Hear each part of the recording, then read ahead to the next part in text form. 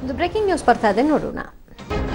Overload ಆಗಿ ಮೇಲಕ್ಕೆ ಹಾರಲಿಲ್ಲ helicopter. ದೇವೇಗೌಡರ ಹೆಲಿಕಾಪ್ಟರ್ ಜನ ಹೆಚ್ಚಿದ್ರಿಂದಾಗಿ ಟೇಕ್ ಆಫ್ ಆಗಲಿಲ್ಲ ಹೆಲಿಕಾಪ್ಟರ್. ಆಮೇಲೆ ಗನ್ಮ್ಯಾನ್ ಅನ್ನ ಕೆಳಗೆ ಇಳಿಸಿ ಮತ್ತೆ ಗೌಡ್ರ ಹೆಲಿಕಾಪ್ಟರ್ನ ಹಾರಿಸಲಾಯಿತು. ನಂತರ ಅವರು ಪ್ರಯಾಣವನ್ನ ಮುಂದುವರಿಸಿದ್ರು. ಇದು ಕೊಪ್ಪಳದ ಬಸನಾಪುರದಲ್ಲಿ ನಡೆದಂತಹ ಒಂದು ಘಟನೆ.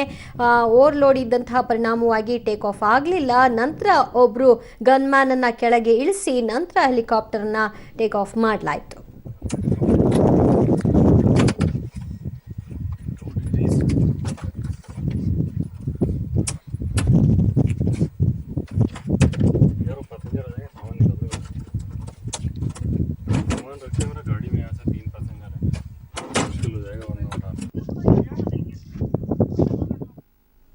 ಈ ಬಗ್ಗೆ ಹೆಚ್ಚಿನ ಡೀಟೇಲ್ಸ್ ಕೊಡ್ತಾರೆ ನಮ್ಮ ಪ್ರತಿನಿಧಿ ಮುಖಣ್ಣ.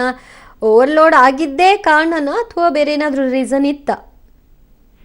ಹೌದು, ಇವತ್ತು ಅಂದ್ರೆ ಕೊಪ್ಪಳ ತಾಲೂಕಿನ ಬಸಾಪುರ ವಿಮಾನ ನಿಲ್ದಾಣಕ್ಕೆ ಬಂದಂತಹ ಮಾಜಿ ಪ್ರಧಾನಿ ದೇವೇಗೌಡರು ಅಂದ್ರೆ ಹೆಲಿಕಾಪ್ಟರ್ ನಲ್ಲಿ 4 ಜನಕ್ಕೆ ಅವಕಾಶ ಇತ್ತು. ಹತ್ತಿ ಹೋಗಕ್ಕೆ ಅಲ್ಲ 5 ಜನ ಏನಂದ್ರೆ PA ಅಂದ್ರೆ ಅವ್ರು ಸಹ ಸೇರಿಸ್ಕೊಂಡು 5 ಜನ ಹತ್ತಿದ್ರು.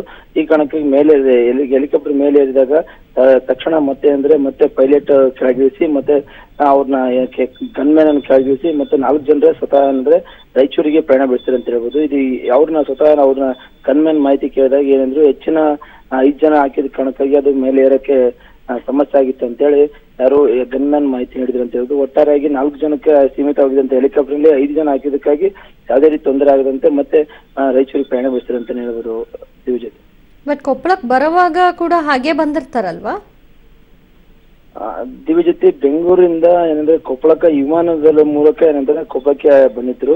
ಆ ನಂತರ ಅಂದ್ರೆ ಇಲ್ಲಿಂದ ಹೆಲಿಕಾಪ್ಟರ್ ಮೂಲಕ ರಾಯಚೂರು ಮತ್ತು ರಾಯಚೂರಿಂದ ಬಿಜಾಪುರಕ್ಕೆ ಹೆಲಿಕಾಪ್ಟರ್ ಮಾರ್ಗವಾಗಿ ಇವರು ಪ್ರಚಾರಕ್ಕಾಗಿ ಮಾಜಿ ಪ್ರಧಾನಿ ದೇವೇಗೌಡರು ಪ್ರಚಾರಕ್ಕೆ ಹೋಗ್ತಾ ಇದ್ರು.